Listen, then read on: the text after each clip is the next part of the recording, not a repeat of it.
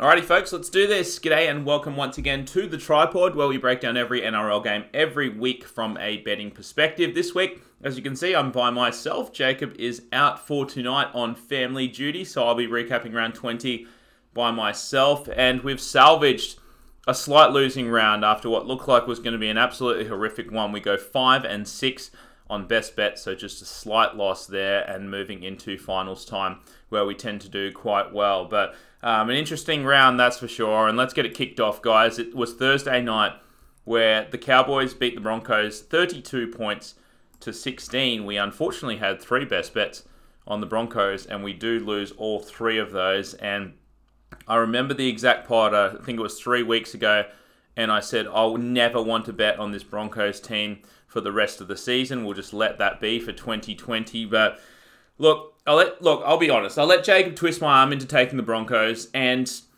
even though I was split on the game, honestly, I'm not going to blame him. It probably was the right side. It was the sharp side. They had a lot to play for. They're at home, and they turned up to play. They were good in the first half. The first half was very even. I think that the Stags injury really hurt him going off in the first 10 minutes. Not going to say that that necessarily would have changed the game, but I thought it really did hurt that Broncos side. I mean, standard stuff from both teams. A lot of errors in the first half, but that's nothing out of the ordinary necessarily. But I thought Valentine Holmes really stepped up here. 2 pinpoint try assists in the first half. And honestly, when you have 2 shitty teams like the Cowboys and the Broncos playing each other, sometimes that's all it takes is some really good play by a superstar. And look, Val Holmes put his hand up there for an origin spot, but it's going to look a little bit dicey there because he may be suspended and won't be able to play that one. And look, Broncos got lucky with a try. They got a try, I think, to get to 16 all. That was definitely a no try. And from then on, Cowboys honestly just wanted it more. And I'm not sure if it's maybe the Broncos' fitness. I mean, we've seen them wane in second halves, or if it's motivation orientated, but the Cowboys thumped them in the last 20 minutes of that game, scored the last 3 tries to hand the Broncos the wooden spoon. But that's enough to say about that game. I'm fucking glad that I never have to watch another Broncos game until 2021. Let's move on to Friday night. It was the Titans beating the Knights 36 points to 6. We didn't have any best bets on this one. I had a lean to the Titans. We didn't quite take it, and kind of mad because I wanted to take the Titans until I actually found out that the Knights had a slight thing to play for. If they won this game, they would have got a home final. And I think we should really just take a minute just to appreciate what the Titans have done late in the season here. I mean, they've won 5 in a row now. They've been out of contention the entire time, 5 straight wins, and it really gives them some solid momentum going into 2021 with some really good signings for next year. And I thought Ash Taylor was fantastic. I thought AJ Brimson was unreal and, really making a strong case for Origin. I don't think he's going to get picked, but I mean, this was, an Ash Taylor versus Ponga, and he really put his hand up there. So for Newcastle, this run really hurts. It cost them a home final. We all know that McDonald Jones Stadium is quite a strong home field advantage there. And look, I know that it's usually sharp, I guess, to bet on the team that lost by a lot the week before, but this Knights team kind of looks out of sorts, and they're coming up against a red-hot Rabbits team next week. And the craziest stat, I heard this one, the Knights haven't won a game in 2 years that they've trailed at half-time, which seems absolutely crazy. Now, look, I'm not going to overreact to this one because I think the Knights were far from their best, and you say lost to the Titans, but really this Titans side has been playing like a top 8 side over the past month or so. So, not going to take too much away from the Knights in this one. They didn't seem up for it, but even so, worrying signs because they will be coming up next week against the Rabbitohs side that just absolutely smoked the Roosters 60 points to 8. Another game that we didn't have any best bets on. I take another $200 off Jacob with a side bet because I love the Rabbitohs in this spot. We just couldn't quite get there with any best bets, and they really smoked them. And a lot of people wouldn't have seen this one coming. I know that the Roosters probably smashed a bunch of multis there, but I didn't think it would be a 52-point mauling. That's for sure. Especially because the Roosters came out. They named a pretty full-strength roster. They scored first, and I thought they quite dominated the first 10 minutes. And I think it was Cody Walker that got in there first for the Rabbits, and then it was just all over from there. It was just a landslide. And look, I mentioned this on the preview pod.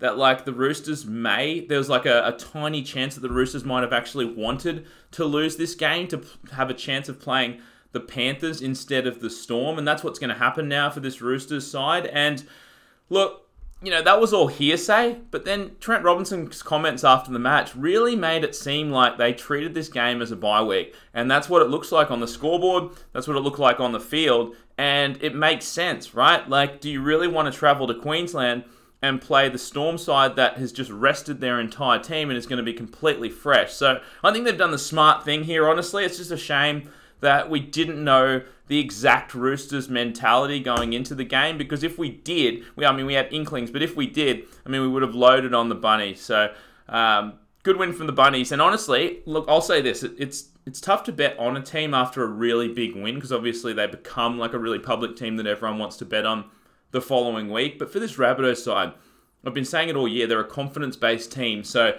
look, I don't think it's necessarily a bad thing that they hit their groove in this one and smash the Roosters for next week. I don't think it's going to be a letdown, obviously, because it's the finals. On a side note, imagine if you had Kyle Feldt as the top try scorer and you are cheering after Thursday night's game, and then fucking absolutely brutal Alex Johnson gets 5 tries to overtake him, and they handed him that 4th one, which is absolutely brutal if you had that one. But good win for the Rabbits, and not taking anything away from the Roosters. They will be absolutely fine come finals time. Not going to spend too much time on this one. The Panthers thrashed the Bulldogs 42 points to 0.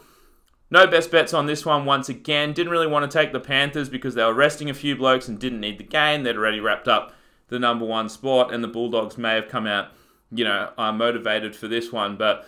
And that's what it kind of was at the start. It was a pretty close game. I think it was like 4-0 after about 30 minutes. And the Bulldogs were kind of hanging with them. The Panthers obviously still named a pretty strong roster despite resting a few guys. But then they just go bang, bang, bang. 3 tries in the space of like 10 minutes before halftime, and the game's over. I will tell you what, leading into next week, because obviously the Bulldogs are out of finals, the Panthers are not. I've said this a couple of times. I've noticed throughout the season, and it's not just in this Bulldogs game, because the Bulldogs are fucking putrid. But this Panthers side, you watch them, and honestly, even in a game that it doesn't matter like this one, but in multiple other games during the season, that defense, like, teams find it so hard to come out of their own half against this Panthers side. Like, the Bulldogs are struggling to make 20 meters against this Panthers defense, and I think that's an underrated factor about this Panthers side, is that defense. They just like, the difference between the meters that they gain and that they stop the opposition from gaining is huge. And I think in the finals, when defenses tighten up, you're not spreading the ball as much, I think that's really going to help them. So I thought that was an interesting point, because I think I've been watching this Panthers team like a hawk, because obviously I had fat stacks on the Panthers to win the minor premiership. And I really noticed that that's something that will help them come finals time. Let's move on to the Saturday games, and this was an absolute backbreaker. The Raiders beat the Sharks 38 points to 28. We did have 2 best bets on this one. We were on the Sharks, and we lose both of them. And this was such a shame, because we got on the Sharks pretty early. Obviously they were plus, I think, 10.5, 9.5 before team list came out.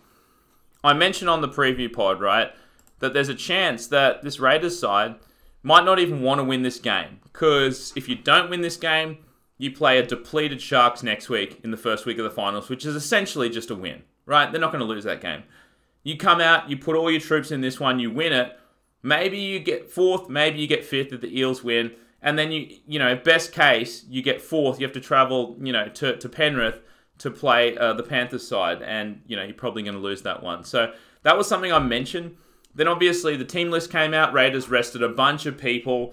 And, we just thought the Sharks would be too good in this one and would want some momentum going into finals. And the line climbed. Like, despite the Sharks resting 4 of their guys before kickoff that we didn't know. They rested Ramian, Brayley, Rudolph, and Talakai. Those aren't bad players. They rested them all before game time. The line climbed to 6. So we had the right side in this one.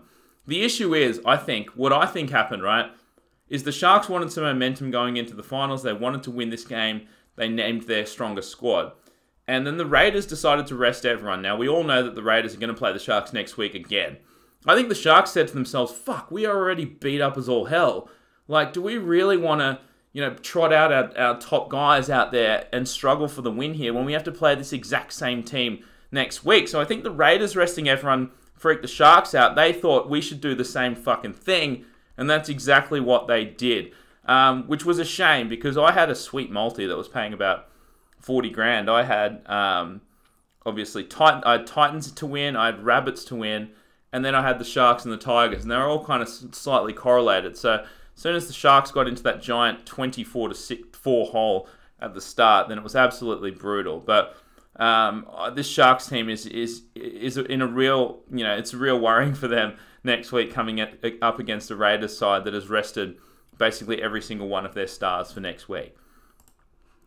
And then this game, we were on the Tigers in this one. I really liked the Tigers. It was one of my favourite plays of the round. And it was the right side. We go 1-1 on best bets, unfortunately, because the Tigers couldn't cover the first half line. But this was the right side. And we got a little bit unlucky in this one because it was an interesting one. Like, it kind of depended, and we said this, it kind of depended on what happened in the Raiders game. Because if the Raiders lost to the Sharks, then the Eels wouldn't need this game at all. They would have been locked into the 4th spot. And honestly, I don't think they would have played as hard. They may have had some laid outs. They may have rested some players late in the game. But I thought the Tigers were always going to play hard in this one. And they really did. Like, because the Madison stuff, that, rivals, the last game of the season, I thought they were really going to step up. Benji, all that kind of stuff. And it was a shame. Benji goes off in the first half. I think they said suspected MCL tear. And, the Tigers probably deserved to win this one. They were up. The Eels scored the last 3 tries of the game and find themselves in 3rd spot, and they get rewarded by having to travel to Queensland to play the Storm at Suncorp. But definitely think we're on the right side in this one. What I noticed for the Eels, and it is a little bit worrying, it's been happening for a few weeks now. I don't think anyone's really talking about it as much as they should, but Blake Ferguson's defense is fucking horrific. There was a number of times where he's just making terrible decisions in defense. He looks worryingly bad under the high ball, especially those spiral bombs. So I guarantee the Storm will be taking some notes on that one, and they will be attacking the Ferguson wing come next week. And then this was a fun one. I mentioned it's a shame that we didn't have any best bets on this one. I would take another $200 off Jacob for this one because I was on the Warriors. I thought, they're just going to show up for this final game of the season at home. And look, the line came right in. I think it was the sharp side, the Warriors. So congratulations to you, punters, if you did get on that one, because the Warriors were 3.5 to 4 point dogs. Came into 2.5, and by kickoff, they were favourites. And I also said I liked the over in this one. We had 2 teams, with not a lot to play for, perfect weather in a sunny afternoon game at the Central Coast. And I think at the time of recording the preview pod, the total was 44.5. That climbed to 48.5 by kickoff. So I think a lot of guys in the group and in the app mentioned that we've had a 14-0 run in the last 14 games for overs in the first half, and it makes sense because a lot of these games have meant nothing. And generally, when you get a couple of teams like the Warriors, Seagulls that have nothing to play for, tend to throw it around a little bit more. The defense doesn't step up as much. But I think they were just having fun out there. And look, one last point. Max props to the Warriors. I know we like to complain about them as a team to bet on because I think they've been statistically one of the worst teams to bet on over the past decade or so. But for what they've accomplished this season with all the adversity that they've had to go through, I just feel really good to send them out on a high, and glad that RTS could join them as well and hung with the boys for one last week before going home to New Zealand. So absolute props to the Warriors.